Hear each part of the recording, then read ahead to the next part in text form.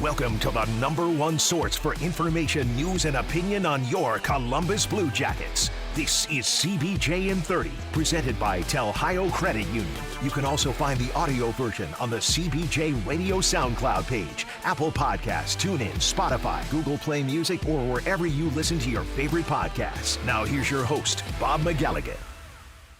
It's time to get back at it again already. Doesn't it just feel like we finished game one of this series between the Blue Jackets and the Tampa Bay Lightning? And it is time to go in game two this afternoon at 3 o'clock in Toronto at Scotiabank Arena. Welcome to CBJin30, presented by Telhio Credit Union. I'm Bob McElligott. And speaking of Telhio Credit Union, let me just tell you about the fine folks there and what they do. What they do is they put people over profit. They've done that since 1934. It's not just a way of doing business. It is a way of life for them. That's how their customers are treated. Top notch, #1. That's how they see you. And if you're not a customer of Telhio Credit Union and you would like to know more about them, all you have to do is go to their website at telhio.org, surf around the site, click on the links. You can find all the information that you're looking for. The answers to all of your questions are right there. But if you can't find that answer, there's a live chat on the right side of the screen that's available during business hours, and somebody will pop up on the screen and talk to you right then and there. So why just settle for a normal bank when you can deal with a credit union that is going to put you first? Telhio Credit Union. Find them online at telhio.org. So the Blue Jackets are trailing this best-of-7 series with the Lightning, 1-0. And there's a lot of work to do. There's a lot of work to do for both teams in this series. They both know it. They both know how big that first game win was. It was an exuberant Tampa Bay Lightning team. It was a disappointed Columbus Blue Jackets team. But they both know that that's just one step, and it's really just one small step, as it turns out, in this entire process. So they'll get back to work here this afternoon and see if they can, maybe get done in 3 periods for a change. Erik Erlendsson of Tampa Bay. He is a Tampa Bay insider, Lightning insider. That's what he is. He's the Lightning insider. He's going to be joining me in just a little bit to tell you all about the Lightning. I want to get some views from him, too, about some of the Blue Jackets personnel, because he's had a chance to watch some of the Blue Jackets key players now in 2 playoff series in 2 years. So I want to hear his thoughts on some of that. But yesterday, even though I'm sure he was tired and I'm sure that he had plenty of work to do, I got a chance to catch up with the head coach of the Blue Jackets, John Tortorella. Torch, in all your years of hockey, and I know that's been more than a few, have you ever been involved in a game that was as drawn out and as long as that game one of that the other night against Tampa? Yeah, I don't remember all the game. I know I've been involved in a number of games with a number of overtimes, never as many as this. No, and it's no, never. Every year you talk about, especially in training camp, how you're conditioning your athletes and the mental conditioning. You love to talk about it. I love to hear about it, quite frankly. But the mental conditioning, especially when it comes to fatigue. And throughout the course of the season, when they're back-to-backs or there are trips where you're playing a lot of games in a short period of time, you talk about that. What did your team show you when it comes to their mental fatigue with the way they handled all of the periods of hockey that they played in that game? Yeah, you got to remember, we just got through playing a couple overtimes. We play a very intense 5-game series where the last game of the qualifying round, and we're the first one playing. It's the first playoff game. We had a really, really short window of a turnaround. So that's bumped into this also. The players have done nothing but impress me in how they've handled themselves. We've been on the right end. We've been on the wrong end at the end of the night as far as result. But I do watch that, Bobby, as far as how they handle themselves. They've done nothing but impress me. Do you have any concern how that affects you ahead? I know we're talking about the fact that they're mentally conditioned, but as you just said, they've just played a ton of hockey in a short period of time. Yeah, you can't. And that's where I think the mental part of the game takes over. And we are getting we always talk, you and I have to look at short-term but also long-term of what these players are and what we think they can become. We are getting plenty of opportunity to understand the mental toughness of the game. And we're right in the middle of it against a really good team. And we're coming back tomorrow afternoon to play. certainly the physical part comes into play last night, but for me, it's more mental as far as just getting through it and not giving into it. And I think this team has been very impressive along the way. Is Seth Jones human? Because he looks robotic. He just went out there shift after shift. I mean, for over an hour of ice time, he just went out and did the same job. Yeah, he's a horse, as I said last night, and he could have kept on playing. He's going to get a ton of minutes tomorrow. Jonesy's kind of a laid-back guy, but he has really grown mentally as far as just simply overcoming things. And you can see how important he is to this hockey club. We saw that when he went down with injury towards the end of the year. He'll get a ton of minutes tomorrow. Is he a throwback guy for you? Is he almost an old-time hockey guy? Not with the fighting part of it, obviously, but just whatever it takes. He plays. And the thing is, there's no maintenance. He's a star. I think people are beginning to see on a stage, it's a little different without the crowd and all, but on the playoff stage, the qualifying round stage, he's a star in this league. I still don't think he gets enough credit for his willingness to defend the way he defends. He is. I think people are beginning to take notice now. I think another guy that they're taking notice of is your goaltender, Jonas Korpisalo, because he smashed a record. I mean, he had 85 saves, 86 saves in the game, which is it's absolutely unthinkable under normal circumstances, which those were not. But, I was thinking this last night. Let's go back to earlier in the year when you had to bench him because he was smashing his stick out of sheer frustration. And look at him now. You want to talk about growth and calmness and just having that ooze through the entire team. I thought that he kind of set the tone last night. Do you agree? Yeah, he is. He's the backbone. I mean, we're not going all those overtimes. He doesn't make the saves that he makes. And he's turned into a pro. I think when you go through some of the stuff he went through and some of the process he had to go through, the coaching staff as far as how he was acting, that's part of it. And now you look at him, he is just in that position, he's just solid the way he handles it. Forget about all the saves he makes. He just looks solid. And I think that really helps the team in front of him. Looked like Alexander Wenberg might have found some more favor with you in that game. You gave him an increased role. And what did you think of his play? Wenberg. Is that yes. Yeah. He is. He's come on here. He's been playing a little wing. He's been playing some center. I bounced him up around the lines in certain other situations and face-offs in our end zone. Brad Larson has done some tape with him while we were out here, trying to explain some things that we need out of him. I think he's responded nicely.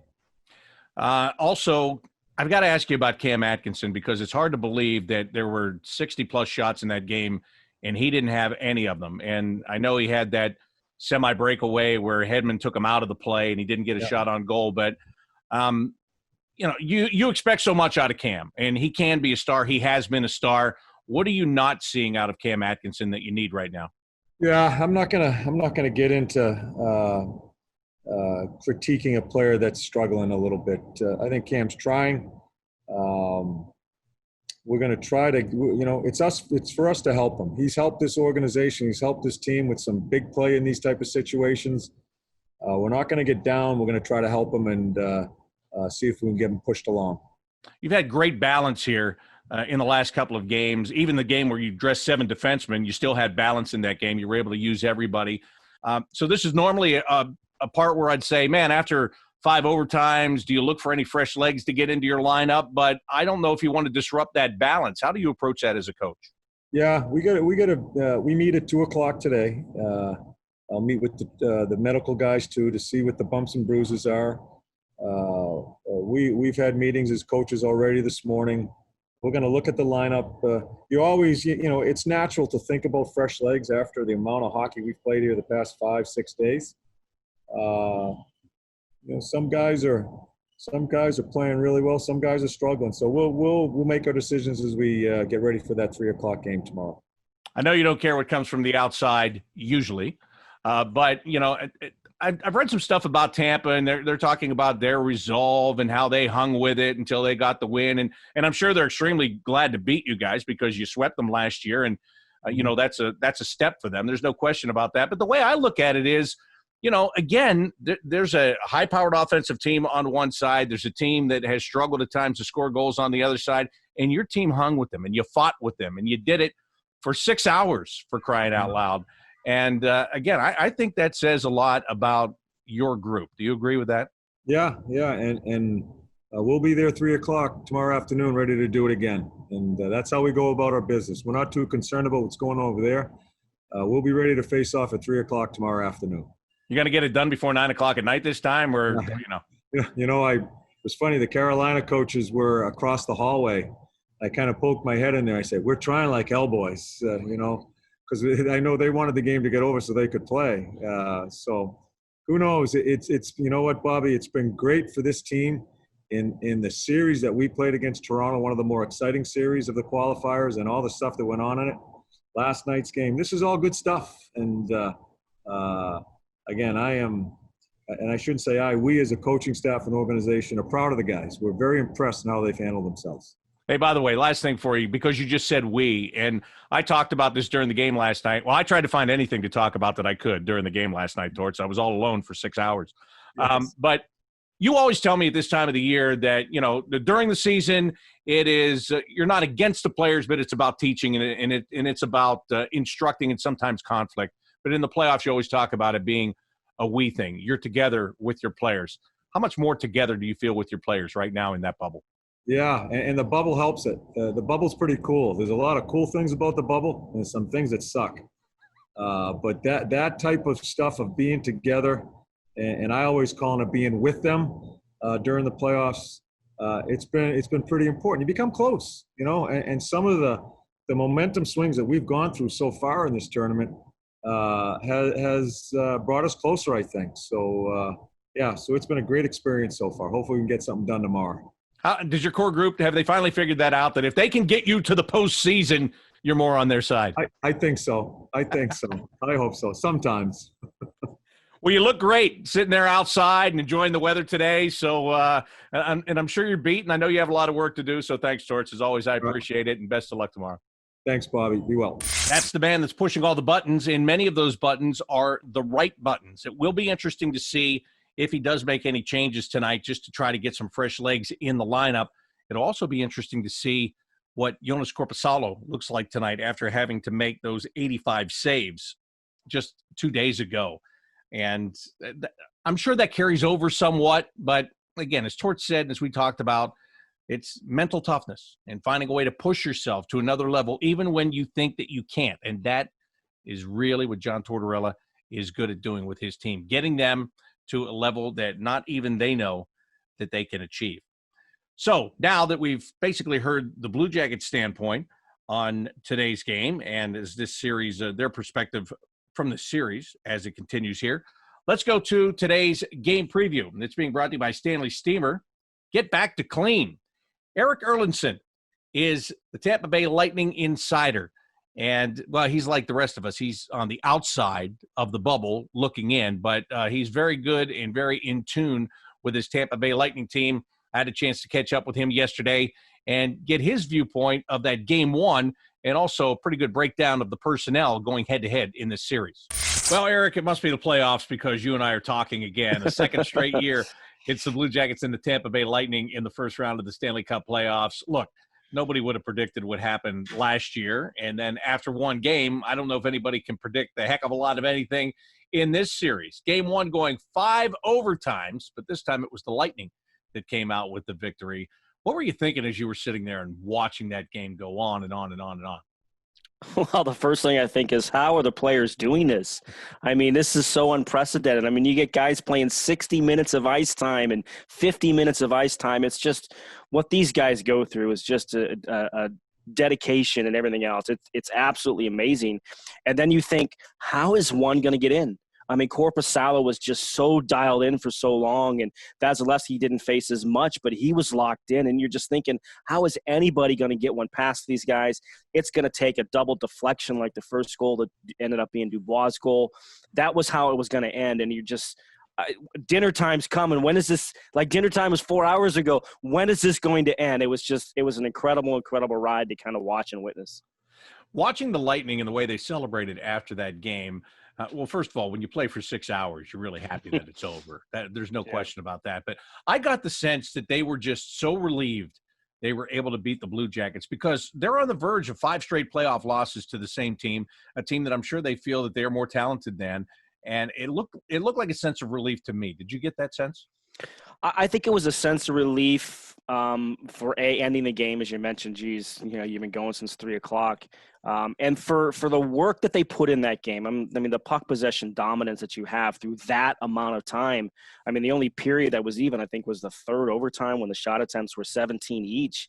To finally get the breakthrough and to show that the patience that they had put on display, they didn't put themselves in too many bad positions like they did last year.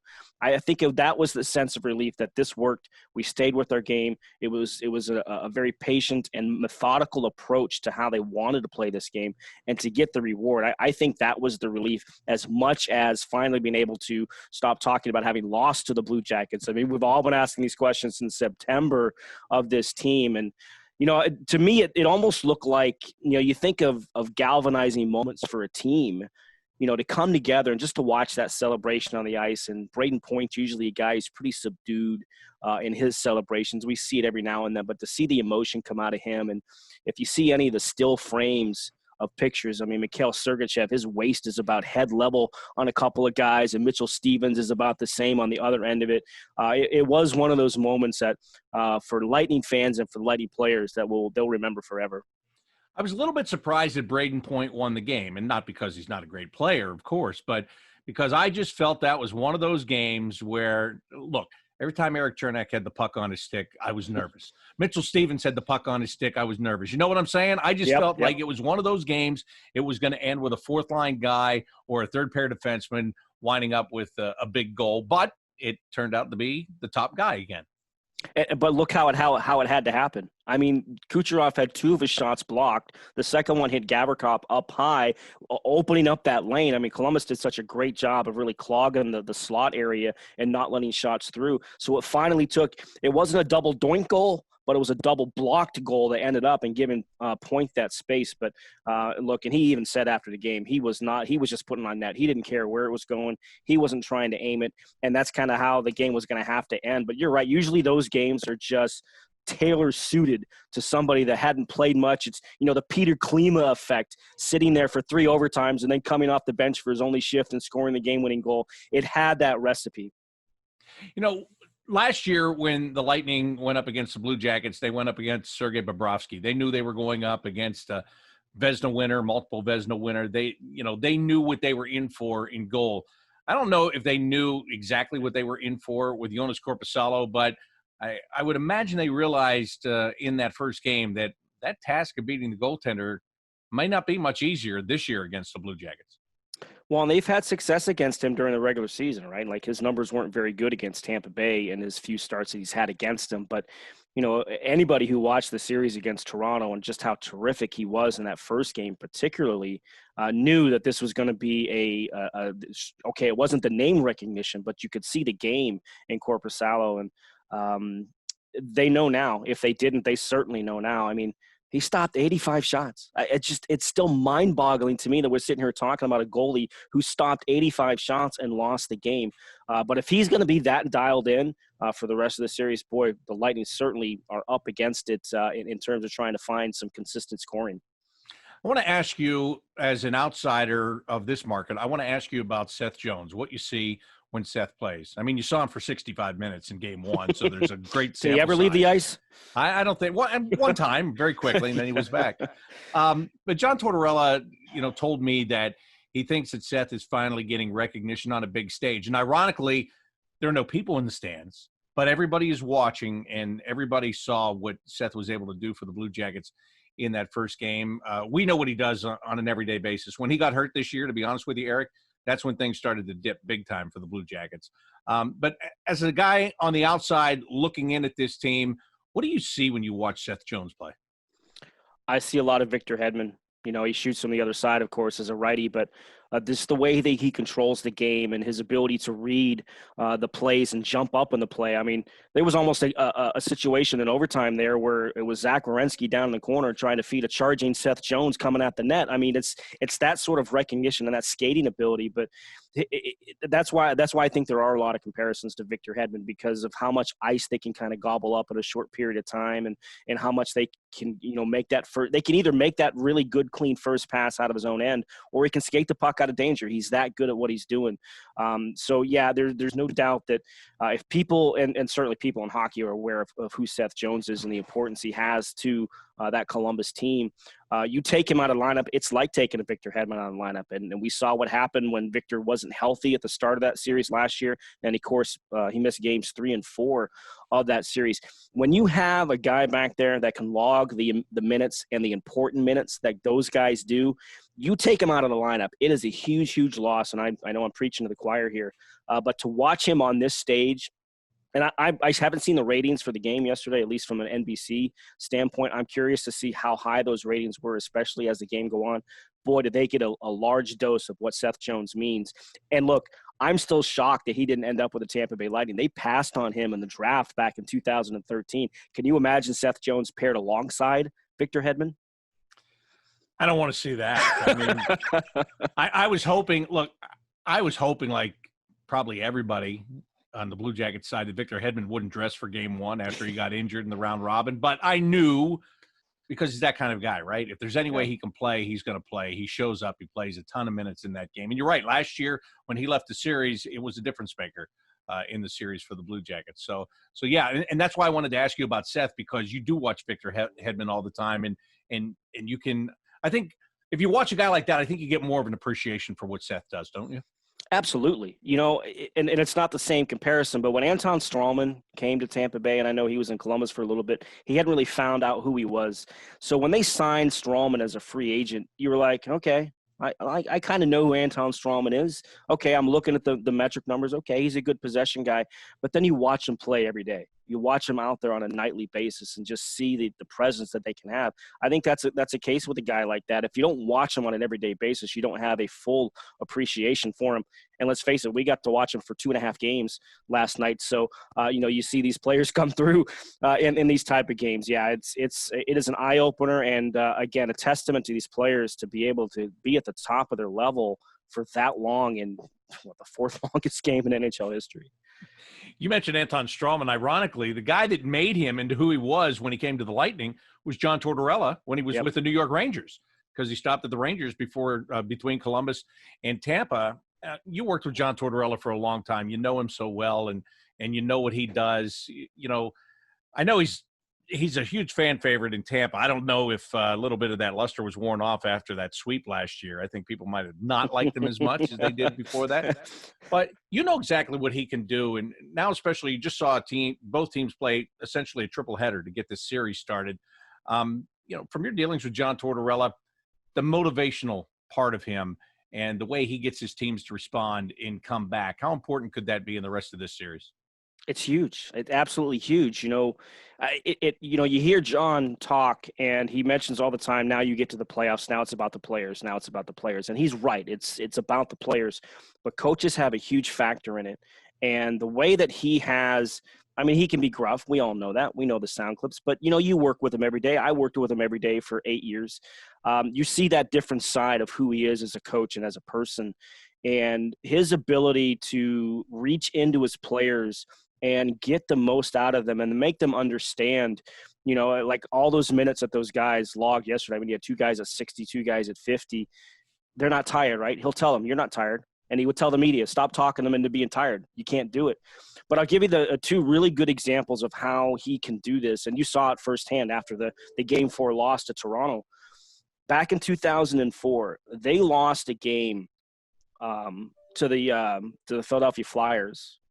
Game 6 of the Eastern Conference Finals. Tampa Bay was leading that game with 2 minutes to go, and Keith Primo ties the game with 1.5 minutes, and Simon Gagne wins it in overtime to force a game 7. And you're like, there's no way. The emotion, it's too much. You can't recover from that emotion. There's no way you're going to come out. Well, they come out and really took control of that game. They end up winning against Philadelphia and go on to the Stanley Cup final. And then that same series against Calgary, they lose game 5 at home in overtime. Oleg Saprikin scores an overtime goal. They got to go back to the Sea of Red. They're going up to Calgary. You don't have just Calgary hungry for a cup.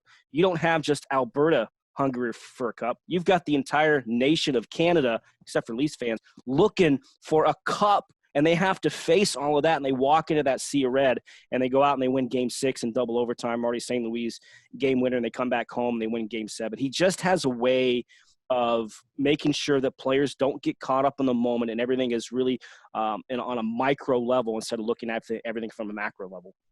How do you compare him to the way that John Cooper coaches? And I ask you this because I thought last year that John Tortorella kind of took it to John Cooper. I felt like the adjustments he was trying to make, it just wasn't working. And it was almost like and it wasn't just him. I guess it was a team too. They didn't know what to do and how to overcome things. How much do you think that he and his staff learned from that? And how do you compare those two guys as far as the way they run and motivate their teams? Well, they're definitely different in the way that they motivate. You know, John Tortorella is blunt and to the point, and I think you talk to any of the players that have had him through his years, they look back at it now, they appreciate it. I mean, I saw a comment from, I think, Chris Dingman today. He said if the Maple Leafs fans and the staff want to get certain players to get motivated, hire John Tortorella if he's a free agent. Bring him in. You'll get a different type of player. So he can motivate players in that way. I think with John Cooper, he does it in more of a looser sort of way. Like he's able to get his point across, but he does it in a manner in which it's not as blunt. It's maybe more subtle. He'll crack a joke and that kind of way to kind of get the players' attention. But I also think that John Cooper learned a ton from that series last year, because of what the Blue Jackets did to slow down a dynamic offensive attack. I mean, it's an offense that we hadn't seen in 20-plus years, going back to the 90s of the days of Yager and Lemieux, the numbers they put up offensively. And they were just stifled.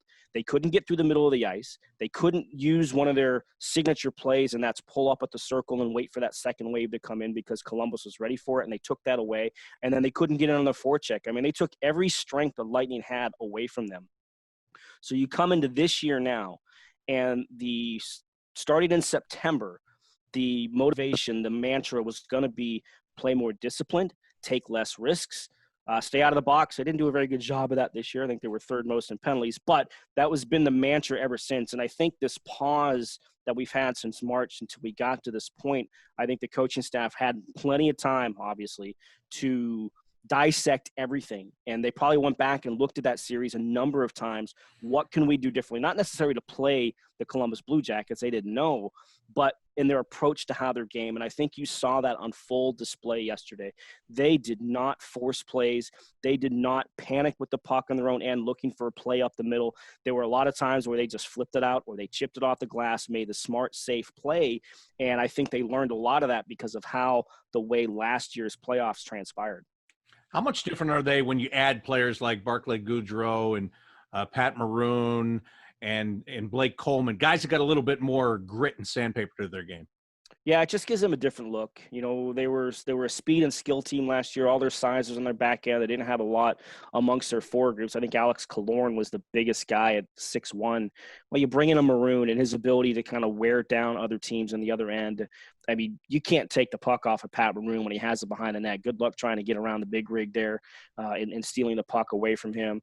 Goodrow comes in. He's a feisty kind of guy. He's a sandpaper kind of guy. Again, hard to play against. Blake Coleman, 20-goal scorer. He hasn't found any of the offense yet with the team, but he kind of has that same approach, that relentlessness that he has.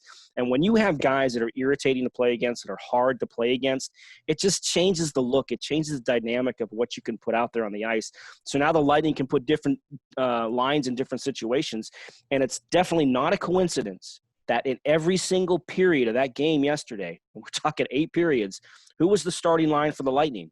It was Yanni Gourde, Barclay Goodrow, and Blake Coleman. Those are the tone setters. They did it in the round-robin games. So that's the different element that they can bring to kind of set an energy type of tone, and they were the ones that actually had the tying goal there to start the third. Does Steven Stamkos make an appearance in this series, in your opinion? That's the $91 question.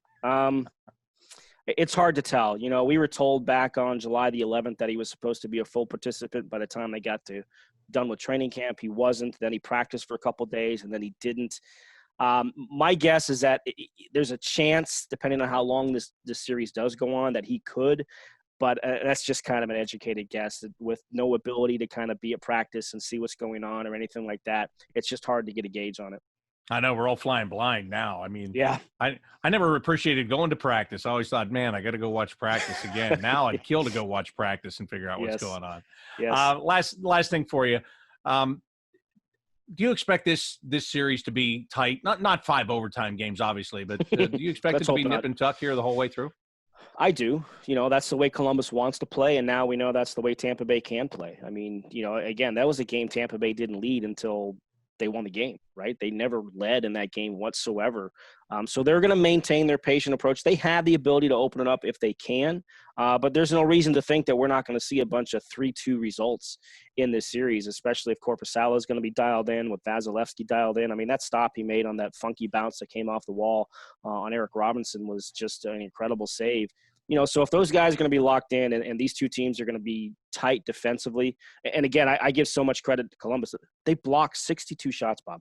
62 shots. That's an incredible number of block shots, and that gives you an idea of how dedicated they are to, defense. So, yeah, I expect it to be a nip and tuck series the whole way. I'm not expecting any 5-4, even 4-3 games. I think we're going to see 3-2, 2-1 for a good chunk of the series.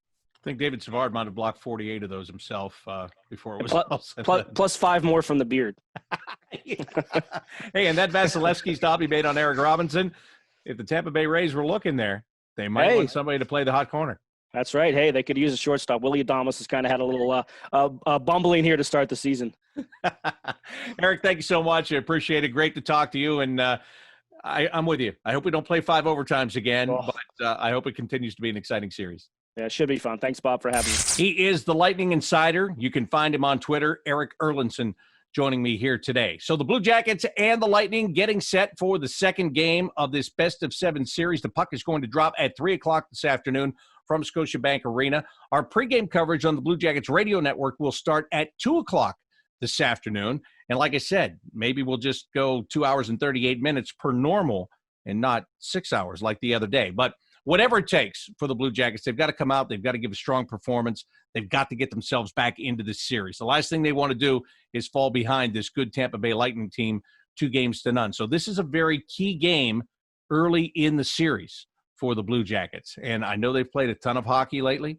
I know that their backs are not against the wall because it's not that point in the series, but they could be very quickly if they don't win this game. It'll feel like their backs are against the wall. So great opportunity for the Blue Jackets. And how can you count this team out from a bounce back? How can you? I mean, I can't do it. I just watched what they did against the Toronto Maple Leafs, where they gave up 3 goals in 4 minutes and lost in overtime, and they came back less than 48 hours later and they shut out the Maple Leafs. There is no quit in this team. That's the absolute truth. There is no quit. And they won't be quitting today as they try to even the series at 1 game apiece. Again, the puck hits the ice at 3 o'clock. I'll talk to you starting at 2 o'clock with the pregame coverage on the Blue Jackets radio network. I'd like to thank again Erik Erlendsson for joining me, and also Blue Jackets head coach John Tortorella. But of course, I want to thank you for being here and getting ready for some more matinee hockey with the Blue Jackets and the Tampa Bay Lightning. That's going to do it for today's edition of CBJin30, presented by Telhio Credit Union. Until tomorrow, I'm Bob McElligott saying so long.